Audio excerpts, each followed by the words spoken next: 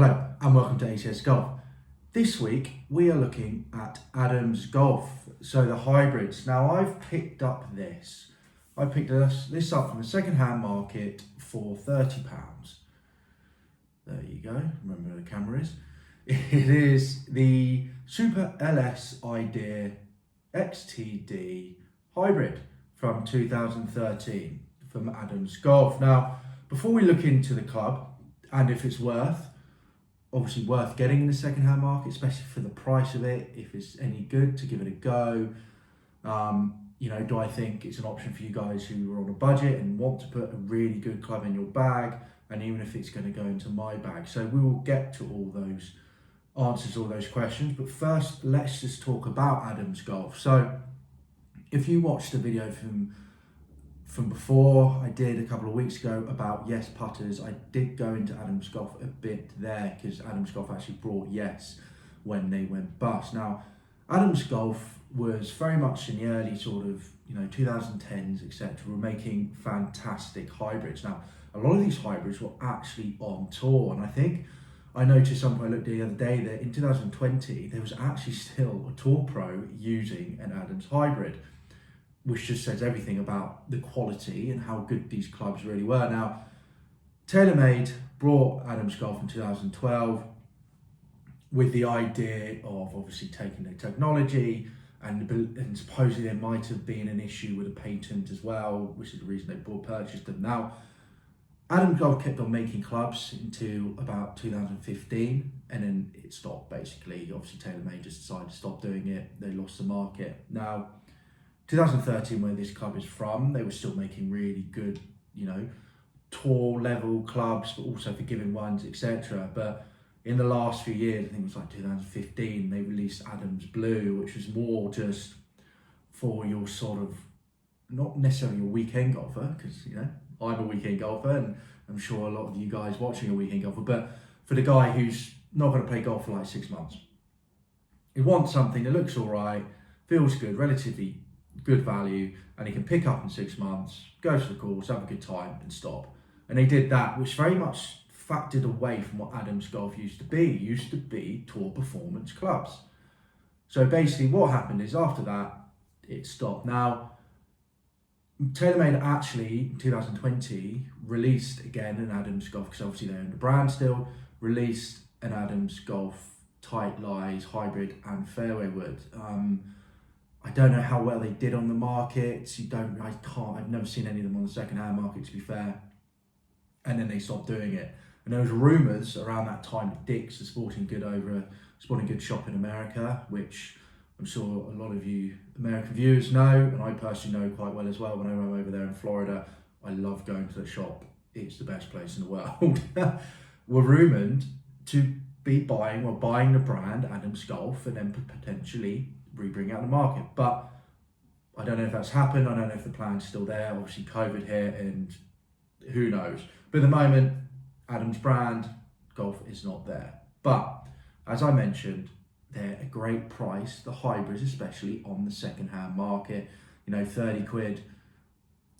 People don't think of them. That £30 on the second-hand market for anything that's decent is a steal in my mind. So that's the reason for this video. Now, there's your information about Adams Golf itself.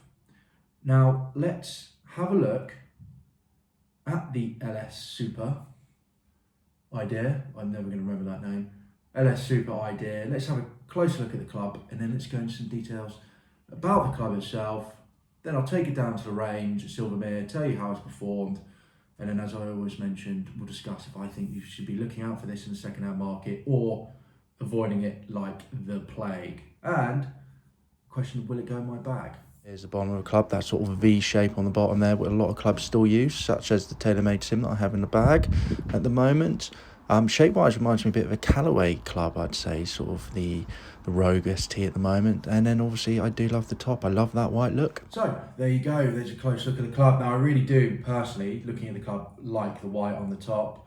I have actually an aero burner driver, a mini driver, from TaylorMade, which I have in the bag every now and again. I do like the white on the top. I think it looks very nice, very cool. When it comes down to the club itself on the bottom, I think it looks, it's a good looking club. It's a bit of a weird shape when it comes down to a hybrid, and that's because of the technology that Adams were using at the time. They sort of upside down wood, so everything was sort of, the way they built the club was very much upside down, with the idea that actually helped with forgiveness. The specs I've got for this one is a Mitsubishi shaft, extra stiff, which actually, to be fair for me, is probably too stiff. I can get on with it, but I really have to go for it, which can come out with some very varied results, which you guys will see in a second when we get down to Silvermere, and 17 degrees, which I was quite interested with, really. That's why I picked it up, because 17 degrees for me, at the moment, I'm using a forward in the bag 16.5, and you know, perhaps if I can hit this easier, maybe I should use that. So let's talk about some of the technology in the club. Then, as I mentioned, we'll get down to Silvermere, see some of the results, and then we'll talk about performance and if I think you guys should look out for it or if you should avoid it. Okay, so first things first, I've got the information here, so I will read it off as best as I can. As we know, if you've watched a few of my videos, you know sometimes I do get tongue-tied and you have to just bear with the shockingness of my talk. So here we go. So we have a new crown slot.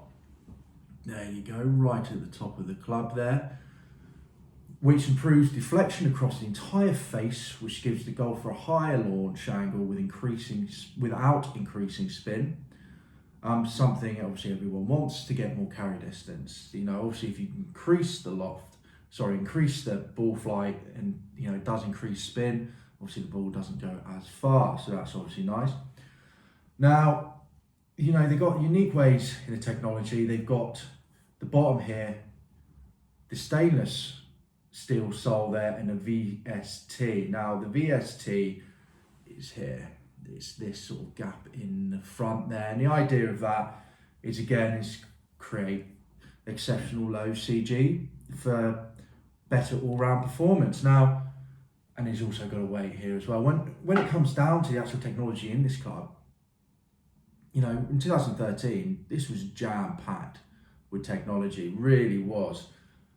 And that's another reason why obviously TaylorMade went out and brought them, because they wanted to use their technology in their hybrids. Now, the last thing I will say about this before we get down to Silvermere is the actual size of the hybrid itself. I think it's a little bit bigger than a normal one. So if I just get out the hybrid I currently have in my bag, which is TaylorMade Sim Max. Now, if I do this without knocking over the camera and knocking the fire behind me, we just get them right there. There you go. Now, I think even in that, when I'm looking at the top of here, there's only the bottom, the Adams Golf has definitely got a bigger profile, which is quite an interesting thing, because, you know, this is a TaylorMade Sim Max. This is not a small club. It's not a, you know, the most playable club. So it really is interesting, the fact that that is actually quite a hefty hybrid, and that's supposed to be, this model in particular is supposed to be aimed at that more sort of mid-handicapper down to your scratch golfer, which is quite interesting. So without any further ado, let's get down to Silvermere and let's discuss some of the performance of this club. So here I am down at a bitterly cold evening at Silvermere in the UK. Anyone who's watching this who have average temperature around, you know, 20 degrees or in Fahrenheit near the 80, 90, I'm very jealous of you all, because it is cold and I can't wait for summer here. Now, on average, I had 160 yards carry, 202 yards total distance, 129 miles per hour, 11 degrees launch and 36 feet in height. But that's not really the true story with this club for me, with the extra stiff shaft. And to be honest, how cold it was, I really had to go for it, and I really do feel my swing speed actually varied quite a lot. So it really did affect the numbers of this club. I think it was in stiff. I think the numbers for me would be bunched closer together, because my longest was actually 191 yards total carry, 222 yards total distance and 130 miles ball speed. Now, out of the 17 shots I had, 7 of these were over the 210 total distance, and 3 of those were around the 220 mark. And, you know, again, a lot of them were around the 130 as well from those sort of 7 shots. So it shows that when I did catch it, it really did go. I mean, if we put it in a stiff shaft, like I've said, I feel like the balls, you know, the average would have been a lot higher. because I would have been able to hit it better, basically, and get the right speed that I needed for the club. Now, forgiveness-wise, it was a good test forgiveness because of the stiff shaft. Not the most forgiving, I have to admit, but still relatively forgiving for a hybrid, definitely more forgiving than a long iron. Another thing I would say is I'm really happy with the height, exactly the height that I wanted. So not too high that it's a fairway wood, but low enough that you get that sort of penetrating flight and a roll on. So there are the numbers. Longest yardage, as I mentioned a second ago, just stopped my computer going on snooze. Total distance wise, if I got this out in the middle of the club, it's fantastic. 222 yards. Total distance for the longest, perfect. I had a few, I had 7 of the 17 shots over 210 yards. So happy with that, happy with the distance. Going into the forgiveness, it's not their most forgiving model. I mean, that's the thing, it is for the mid-handicapper down low. I think if I had a stiff shaft in here rather than an extra stiff, I feel like I really had to go for it. I feel like maybe I could have dialed in the distance. I don't necessarily think it would have gone any shorter, but I think the gaps between the distance, so the range of the distance will be a bit more close down. I mean, the fact that I'm going from 220 and then some are going down 173 or 180, that's a big yardage difference there. So for me, because of the shaft, it really did show that even though it's a hybrid, and don't get me wrong, it is forgiving because it is a hybrid. Majority of the hybrids are. It's not the most forgiving out there. If you really are a high handicapper and you're looking for an Adams Golf Club, then maybe look at the Super S. That is their more forgiving model. So keep an eye out for that. So let's straight delve into, firstly, do I think it's going to go in my bag? No. Not because I don't think it's a good club, because I think it's a fantastic club, but just because mainly, number one, I'm really getting on my forward, so there's no real gap for it in my bag. And number two, it's just that extra stiff shaft. I mean, if I'm tired, I played 17 holes, I've had a few beers with the boys. I'm over in the UK. It's not great weather here. It could be raining or, it could only be like 12, 11 degrees. I'm stiffening up. I'm tired. I probably want to finish, to be honest, with the weather's not nice and I've had a few beers. Would I pull this out of the bag knowing that I've really got to go for it because it's an extra stiff shaft? No, I would not. I would look at it, I would fear it, and I'd be like, I do not want to hit this to save my life. So, no, it's not going in there. Now, if it was a stiff shaft, I think I definitely would give it more of a go. I definitely think I'd take it out on the course a few times and really see if I could use it, and maybe it's a better option over the forward, especially coming into summer over here. I mean, if we get a summer in the UK like we did last year where everything became rock solid, I mean, this could work great because you just keep on going, hit the ground and keep on rolling. But with the extra stiff, no, I think it's just too much of a risk for myself. Now, do I think in the second-hand market for £30, which I've mentioned, they're going for between 30, 40, even cheaper than that, to be fair. I had a look on eBay earlier and I saw a couple, who started on £1, £2 and it was only a day left and they hadn't changed. Do I think it's worth giving a go if you're looking for a very, very reasonably priced hybrid to go in your bag and you don't want to be spending 60, 70, 80 quid? Yes, I think they're great. I think Adams Golf, like the fact that, majority of tour players were using it at the time, the amount of technology that went into these things as well, and the price you can get on the second-hand market. I mean, it's difficult to find ones in really good condition, but even really good condition, they're still going for £40 max.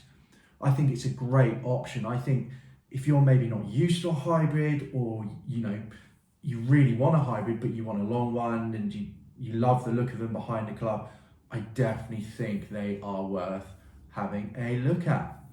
I mean, in the end of the day, TaylorMade brought this company.